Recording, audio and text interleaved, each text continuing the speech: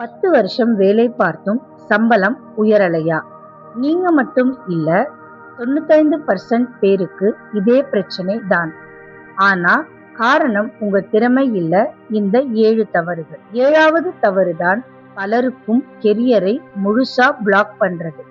இதை மிஸ் பண்ணாதீங்க. விதை தமிழா மோட்டிவேஷனுக்கு வரவேற்கிறோம். இன்னைக்கு நாம பேச போறது கெரியர் growth பத்தி. நிறைய பேர் ஹார்ட் ஒர்க் பண்றாங்க, ஆனா ரெகக்னிஷன், ப்ரமோஷன், சேலரி ஹைக் வராம இருக்கு. இதுக்கு காரணம் என்னன்னு தெரிஞ்சுக்கலாம். ஹார்ட் ஒர்க் மட்டும் போதாது, ஸ்மார்ட்டா வேலை செய்யறதும் முக்கியம். நான் நிறைய ப்ரொஃபஷனல்ஸோட பேசி இந்த 7 பேட்டர்ன்ஸையும் தான் ரிப்பீட்டட்லி பார்த்திருக்கேன். இன்னைக்கு நான் சொல்ற இந்த 7 தவறுகளை நீங்கள் தெரியாமல் செய்துட்டு இருக்கலாம். கவனமா கேளுங்க. முடிஞ்ச உடனே உங்களுக்கு எது அப்ளை ஆகுதுன்னு கமெண்ட் பண்ணுங்க. நீங்க எவ்வளவு நல்லா வேலை செஞ்சாலும் அது உங்க மேனேஜருக்கு தெரியலன்னா அதுக்கு கிரெடிட் கிடைக்காது.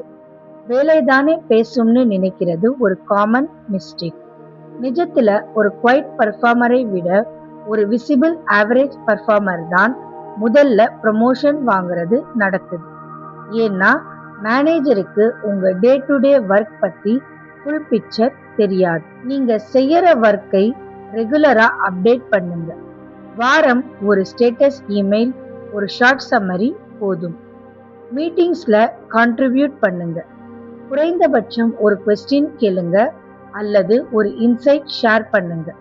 உங்க அச்சீவ்மெண்ட்ஸை டாக்குமெண்ட் பண்ணி வச்சுக்கோங்க. இந்த மாசம் நான் என்ன கம்ப்ளீட் பண்ணேன், அதுல இம்பாக்ட் என்னன்னு எழுதி வச்சுக்கோங்க. இது செல்ஃப் ப்ரமோஷன் இல்ல, ப்ரொஃபஷனல் விசிபிலிட்டி. அப்ரைசல் டைம் வரும்போது இந்த லிஸ்ட் உங்களுக்கு பெரிய அட்வான்டேஜ் தரும். இண்டஸ்ட்ரி கான்ஸ்டன்ட்லி மாறிக்கிட்டே இருக்கு. நீங்க 5 வருஷம் முன்ன கத்துக்கிட்ட ஸ்கில்ஸை வச்சு இன்னைக்கும் கம்பீட் பண்ண முடியாது. நான் பார்த்த ஒரு காமன் பேட்டர்ன், நிறைய பேர் ஒரு ஸ்கில் கத்துக்கிட்டு அதையே 10 வருஷம் ரிப்பீட் பண்றாங்க. ஆனா அந்த ஸ்கில்லுக்கு மார்க்கெட் டிமாண்ட் குறைஞ்சிடுச்சுன்னு அவங்களுக்கே தெரியாது. மாசத்துக்கு ஒரு புது ஸ்கில், ஒரு ஆன்லைன் கோர்ஸ், ஒரு சர்டிஃபிகேஷன், இதுல இன்வெஸ்ட் பண்ணுங்க. ஃப்ரீ ரிசோர்சஸ் நிறைய இருக்கு. YouTube tutorials, free certification courses. Budget பிரச்சனைனா வீக்கெண்டில் ஒரு 2 மணி நேரம் ஒதுக்குங்க, அது போதும். உங்க ஃபீல்டில் சீனியர் பீப்புள் என்ன டிஸ்கஸ் பண்றாங்க, என்ன டூல்ஸ் மென்ஷன் பண்றாங்கன்னு கவனிச்சாலே உங்களுக்கு டைரக்ஷன் கிடைக்கும். பலரும் சேலரி ஹைக், ப்ரமோஷன் கேட்க தயங்குறாங்க. பாஸ் தானே தராங்கன்னு காத்திருக்காங்க. ஆனா கம்பெனிஸ் ப்ரோஆக்டிவ்லி கேட்கறவங்களுக்கு தான் முதல்ல முக்கியத்துவம் தர்றது.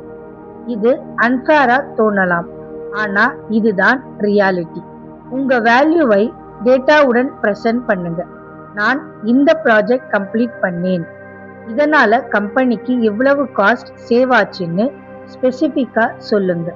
டைரக்டா கேளுங்க, என் பர்ஃபார்மன்ஸ் நல்லா இருக்குன்னு நினைக்கிறேன், சேலரி ரிவ்யூ பத்தி பேசலாமான்னு.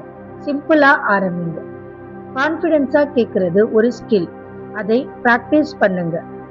ரிஜெக்ஷன் வந்தாலும் பரவாயில்லை, என்ன இம்ப்ரூவ் பண்ணா அடுத்த தடவை ஹைக் கிடைக்கும்னு கேட்டு அந்த ஃபீட்பேக்கை நோட் பண்ணிக்கோங்க. வேலையில ஃபோக்கஸ் பண்றது நல்லதுதான், ஆனா ரிலேஷன்ஷிப்ஸ் பில்ட் பண்றதையும் மறக்காதீங்க. Industry events, LinkedIn connections, cross department relationships, இதெல்லாம் உங்களுக்கு ஃபியூச்சர் ஆப்பர்ச்சுனிட்டிஸ் ஓபன் பண்ணும். Your network is your network அப்படின்னு சொல்லுவாங்க. நான் பார்த்த நிறைய பேருக்கு பெஸ்ட் ஆப்பர்ச்சுனிட்டிஸ் வந்தது ஜாப் போர்ட்டல்ஸ் மூலமா இல்ல, அவங்க தெரிஞ்ச ஒருத்தர் மூலமா தான்.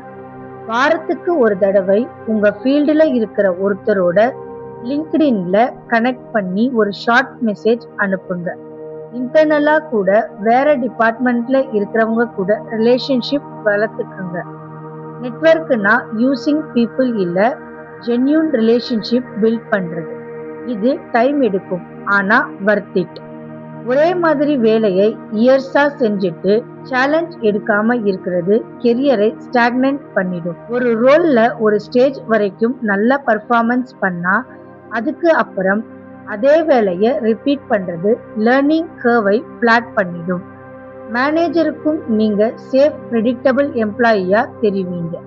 நெக்ஸ்ட் லெவல் பொட்டென்ஷியல் இருக்கிறவங்களா தெரிய மாட்டீங்க. புது ப்ராஜெக்ட்ஸை கேட்டு எடுங்க. கிராஸ் ஃபங்க்ஷனல் ஒர்க்ல இன்வால்வ் ஆகுங்க. உங்க மேனேஜர் கிட்ட டைரக்ட்லி போய் நான் இந்த மாதிரி ப்ராஜெக்ட்ல கான்ட்ரிபியூட் பண்ண ஆசைப்படுறேன்னு சொல்லுங்க. வாலண்டியர் பண்ணுங்க.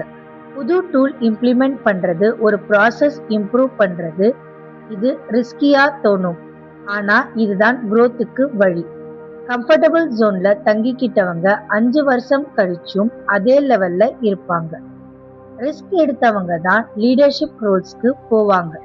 கன்ஸ்ட்ரக்டிவ் ஃபீட்பேக் கிடைச்சா பலரும் அதை பர்சனலா எடுத்துக்கிறாங்க. டிஃபென்சிவ் ஆகுறாங்க.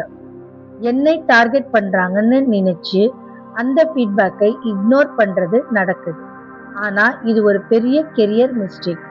ஏன்னா ஃபீட்பேக் கொடுக்கிற மேனேஜர் அடுத்த முறை ஹானஸ்டா ஃபீட்பேக் கொடுக்கவே பயப்படுவாங்க. ஃபீட்பேக்கை ஒரு கிஃப்டா பாருங்க. கேட்கும்போது தேங்க்யூ ஃபார் ஷேரிங் திஸ், என்ன ஸ்பெசிஃபிக்கல்லி இம்ப்ரூவ் பண்ணணும்னு தெரிஞ்சுக்கலாமான்னு கேளுங்க. அந்த ஃபீட்பேக்கை இம்ப்ளிமெண்ட் பண்ணி 1 மாசம் கழிச்சு ஃபாலோ அப் பண்ணுங்க. இது மேனேஜருக்கு நீங்க கோச்சபிளா இருக்கீங்கன்னு காமிச்சும் ஃபீட்பேக்கை நல்லா ஹேண்டில் பண்றவங்க தான் ஃபாஸ்டா க்ரோ ஆவாங்க. இதுதான் பலருக்கும் கெரியரை முழுசா தடுக்கிற மிக முக்கியமான தவறு. ஒரு கம்பெனில லாயல்ட்டி நல்லது தான். ஆனா அந்த கம்பெனி உங்களுக்கு growth, ரெகக்னேஷன், ஃபேர் பே தராம இருந்தா அங்கேயே தங்கிடுறது தான் தவறு. நான் பார்த்த நிறைய பேர் 10 to 15 வருஷம் ஒரே கம்பெனில இருந்து மார்க்கெட் ரேட்டை விட குறைவா சம்பளம் வாங்கிட்டு இருக்காங்க. ஏன்னா அவங்க தங்க கம்பெனி அவுட் சைட் மார்க்கெட்டை கம்பேர் பண்ணி பார்க்கல. ஒரு ஃபெமிலியர் என்விரான்மெண்ட்ல இருக்கிறது சேஃபா தோணுது.